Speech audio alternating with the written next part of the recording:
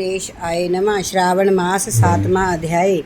ईश्वर ने कहा, हे संत कुमार, अब उत्तम मंगलवार का व्रत कहूँगा, जिसके करने से वैधव्य का नाश होता है। विवाहोत्तर 5 साल तक इस व्रत को करें। इसका नाम मंगला गौरी व्रत है। यह पाप को नष्ट करने वाला है। विवाह के अनंतर पहले श्रावण शुक्ल पक्ष के पहले मंगलवार के दिन इस व्रत का शुभारंभ करें। पुष्प मंडप निर्माण कर उसे कंदली स्तंभ से शोभित करें। नाना तरह के फलों तथा रेशमी कपड़ों से विभूषित करें। उसमें देवी की प्रतिमा स्थापित करें। यथाशक्ति उस प्रतिमा का अर्चन करें। उस प्रतिमा में मंगला गौरी का 16उपचार से 16 दुर्वा दलों और 16 चिड़चिड़ा दलों से 16 चावल तथा 16 चने की दाल से अर्चन करें। 16 बत्तियों का एक दीपक हो, जहाँ 16 दीप जलाकर भक्ति द्वारा दही तथा चावल का नैवेद्य अर्पण करें। देवी के नज़दीक सिल लौडा रखें। इस प्रकार 5 साल तक व्रत करें। फिर उद्यापन कर माता का वाइन दें। वाइन को प्रकार सुने। मंगला गौरी की एक पल सोने की प्रतिमा, जहाँ आधे पल, जहाँ आधे के आधे पल, जहाँ यथाशक्ति सोने की प्रतिमा बनवाएं। सशक्त्या अनुसार सोने जहाँ चांदी आदि से निर्मित घड़े को चावल से भरें। उस घड़े के ऊपर पहनने के कपड़े या चोली रखें। उसके ऊपर मंगला गौरी की प्रतिमा रखें। देवी के नज़दीक सिल लौडा रखें। इस प्रकार माता के लिए वाइन दें। हे विपर, इस प्रकार व्रत करने मात्र से 7 जन्म तक सौभाग्य रहता है। पुत्र पौत्र संपत्ति आदि से युक्त हो वह क्रीड़ा करती है। संत कुमार ने ईश्वर से पूछा, हे शंभो, इस व्रत को पहले किसने किया? किसको इस व्रत को करने का क्या फल हुआ? ईश्वर ने कहा, हे विपर, पूर्व काल में कुरु देश में श्रुत कीर्ति नाम वाला शास्त्र ज्ञाता, कीर्तिमान तथा शत्रु रहित राजा था। वह 64 कलाओं का जानकार, धनुर्विद्या विशारद था। पुत्र सुख को छोड़कर उस राजा को सब आनंद था। संतान के लिए राजा बहुत चिंताकुल हो गया। जप तथा ध्यान युक्त हो देवी की आराधना की। उसके इस तप से देवी प्रसन्न होकर उससे बोली, हे सुव्रत, वर मांग। श्रुत कीर्ति ने कहा, हे देवी, आपके कृपा रूपी प्रसाद से किसी अन्य चीज़ की कमी नहीं है। राजा की ऐसी वाणी को सुन मंद मंद हंसती हुई देवी ने कहा, हे राजन, तुम दुर्लभ वस्तु की याचना मांगे हो, लेकिन कृपा कर तुमको पुत्र दूंगी। हे राजेंद्र, सुनो, पुत्र अत्यंत गुणी होगा, पर 16 साल से अधिक नहीं जीवेगा। यदि सुंदरता तथा विद्या विहीन पुत्र होगा तो वह पुत्र बहुत समय तक जीवित रहेगा।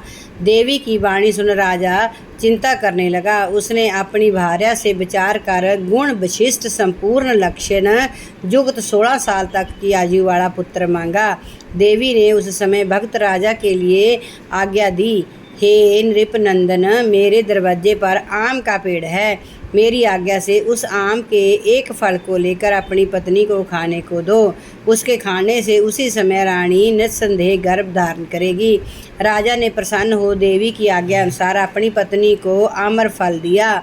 उसके खाने से पत्नी ने गर्भ धारण किया। उससे 10वें महीने में देवतुल्य पुत्र पैदा हुआ। हर्ष शोक से संपन्न राजा ने उस पुत्र का जात कर्म आदि संस्कार कर दिया और शिव स्मरण करते हुए पिता ने उसका चिराऊ नाम रखा। जिस समय उसे 16वां साल प्रारंभ हुआ, उसी दिन से सपत्नीक राजा को चिंता लगने लगी। राजा ने विचार किया, यह पुत्र बड़े ही कष्ट से प्राप्त हुआ है। अपने समक्ष इसकी दुखद मृत्यु कैसे देखूंगा? अंत राजा ने पुत्र के मामा के साथ उसे काशी भेजने का प्रबंध किया। यशस्विनी राजपत्नी ने अपने भ्राता से कहा, तुम कार्पटिक वेश धारण कर इस लड़के को काशी में ले जाओ। मैंने पूर्व पुत्र मैंने पूर्व में पुत्र की प्राप्ति के निमित्त भगवान मृत्युंजय की प्रार्थना की थी कि हे विश्वेश, पुत्र को प्राप्ति पर जगतपति की यात्रा के लिए भेजूँगा। अंत पुत्र को इसी समय ले जाओ, इसकी जतन से रक्षा करना। वह अपनी बहन की वाणी सुनकर भांजे को साथ लेकर काशी गया। रास्ते में जाते हुए कई दिन बाद आनंद नगर पहुंचा। वहाँ संपूर्ण समृद्धि से युक्त वीरसेन नाम का राजा था। उस राजा की कन्या संपूर्ण लक्षण संपन्न मंगला गौरी नाम वाली रूप लावण्य संपन्ना थी। उस समय वह बालिका सखियों के साथ अपने गांव के समीप रमणीक बगीचे में खेलती थी। उसी वक्त राजपुत्र चिराऊ तथा उसका मामा दोनों वहाँ पहुँच गए। वे दोनों बालिकाओं को देखने की इच्छा से ठहर गए। इतने ही समय में क्रीड़ा करती हुई उन बालिकाओं में से एक बालिका क्रोधित हो अत्यंत कठिन दुर्वचन रंडा जय कहा। इस दुर्वचन को राजपुत्री ने सुनकर कहा, तुम अयोग्य वाणी क्यों कहती हो? मेरे वंश में ऐसी स्त्री नहीं है।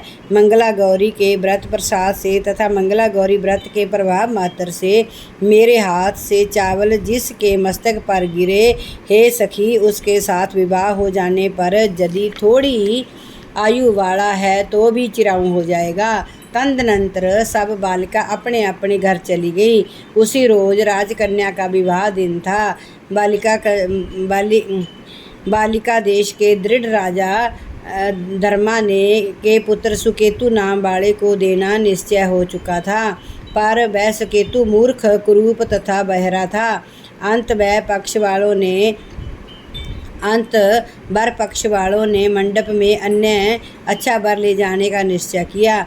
विवाह होने पर वहाँ सुकेतु चला जाएगा। जो विचार कर चिराऊ के समीप जाकर उसके मामा ने से कहा, जय बालक हमें दो, क्योंकि आपके बालक द्वारा हमारा कार्य सिद्ध होगा। इस भूमि पर परोपकार के तुल्य अन्य कोई धर्म नहीं। जय वाणी श्रवण कर उसका मामा हृदय से राजी हुआ, क्योंकि उन्होंने पूर्व में वाटिका में बालिका की वाणी सुनी थी। लेकिन वर पक्षीय जनों से कहा, आप लोग इस बालक को क्यों चाहते हैं? कार्य सिद्धि के वास्ते वस्त्र, लड़कार आदि मांगा जा सकता है, परंतु वर की भिक्षा नहीं दी जा सकती है। आप लोगों के गौरवार्थ फिर भी मैं देता हूँ। उन्होंने चिराऊ को वहाँ ले जाकर विवाह कार्य सिद्ध किया। जब सप्तपदीय आदि कार्य होने पर रात में गौरी शंकर के समीप वह चिराऊ पुत्र सुप्रसन्न चित्त से राजा कन्या मंगला गौरी के साथ सो गया। उसी रोज चिराऊ का 16वां साल समाप्त था। उसी रात को सांप के रूप में काल वहाँ आया। इसी समय देवयोग से राजकन्या उठ गई। वह महासर्प को देख भय से विहल हो कांपने लगी। उस समय धीरता से राजकन्या ने सांप की पूजा की। 16 से अर्चन कर पीने के लिए बहुत सा दूध दिया और प्रार्थना की। दीन वाणी से उस सांप की स्तुति की। मंगला गौरी ने प्रार्थना की कि मैं उत्तम व्रत करूंगी। मेरे पति देव इस सर्प से जीवित हो तथा चिरंजीवी हो, ऐसा कीजिए। इस समय उस सांप ने कमंडल में प्रवेश किया। अपनी कंचुकी चोली से राजकन्या ने उस कमंडल का मुख बांधा। तदनंतर उसके पति देव शरीर के अंगों को ऐंठते हुए जाग कर उठे। अपनी पत्नी से कहा, हे विप्रे, मुझे भूख सता रही है। उसने माता के समीप जाकर पायस, लड्डू आदि लाकर पति को दिया। उसने प्रसन्न चित्त हो भोजन किया। हाथों को धोने के समय उसके हाथ से अंगूठी गिर गई। वह पान खाकर फिर सो गया। फिर वह राजपुत्री कमंडल पात्र को फेंकने गई, लेकिन विधि के विधान से बाहर जाने पर चमकते हुए हार की कांति देख विस्मय को प्राप्त हो गई। उस घट में स्थित हार को अपने कंठ में धारण किया। उस रात जब शेष रही तो चिराऊ का मामा उसे ले गया। चिराऊ के जाने के बाद बरपक्षीय जन सकेतु को ले गए। मंगला गौरी ने उस सकेतु को देखा तो वह कहने लगी, जय मेरा स्वामी नहीं है। सभी बरपक्षीय महानुभाव राजकन्या से कहने लगे, हे शुभे, जय क्या कह रही हैं? यदि कोई पहचान हो तो कहो। मंगला गौरी ने कहा, जिसने रात में नवरत्नों की निर्मित अंगूठी मुझे दी, वह इस उंगली में देखकर पहचान करो। रात में स्वामी पतिदेव ने मुझे हार दिया है, उस हार के रत्नों की सुंदरता कैसी है, जय बताएं। जय तो कोई अन्य ही है। रात्रि में आमर चेतन के समय मेरे पतिदेव का केशर युक्त पैर मेरी जांघ में लगा हुआ है। अब सब लोग उसे ही भी देखें, देरी ना करें। रात्रि के समय जो बातचीत हुई तथा भोजन क्या हुआ, उसी बीच भी जय कहे तो जय मेरा पति होगा। जो मंगला गौरी की वाणी सुन सब लोगों ने कहा ठीक है, ठीक है, लेकिन चिन्हों में शेष केतु के बतलाए हुए एक ही भी पहचान नहीं मिली। तब सब लोगों में ने मना किया। वर पक्षी जैसे आए थे वैसे ही चले गए। मंगला गौरी के पिता श्रुत कीर्ति ने प्रसन्न चित्त से अन्न जल आदि का एक 70 यज्ञ किया तथा वर पक्षी सब कथा का कानों कान सुनी के स्वरूप के कुरूप हो जाने से आदर से किसी को ले आए थे। महल के बरामदे में चिक के भीतर कन्या को राजा ने बैठाया। इस प्रकार 1 साल यात्रा करते हुए अपने मामा के साथ वह फिर अपनी ससुराल वृत्तांत देखने के लिए आया। जब मंगला गौरी ने चित्त के भीतर से उसे देखा तो लोकोत्तर प्रसन्न हो अपने माता पिता से कहा, मेरे पति आ गए। सुहृदय गणों को बुलाकर राजा ने पूर्व कहे हुए सारी पहचान देख पवित्र मुस्कान वाली पुत्री को चिराऊ को दिया। शिष्ट लोगों के साथ राजा ने विवाहोत्सव कर वस्त्राभरण आदि अश्व गाज रथ तथा बहुत सी चीज दे विदा किया। फिर वह चिराऊ अपनी पत्नी एवं मामा के सहित कुलनंदन सेना सहित अपने नगर गया।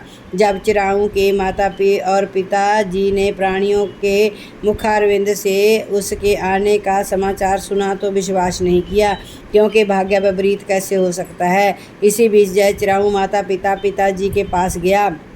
प्रेम मगन हो चिराऊ ने भक्ति द्वारा अपने माता पिताजी के चरणों में प्रणाम किया और माता पिता से उस चिराऊ का मस्तक सूंघ कर परमानंद प्राप्ति किए। मंगला गौरी पुत्र वधू ने भी सास ससुर और ससुर को प्रणाम किया।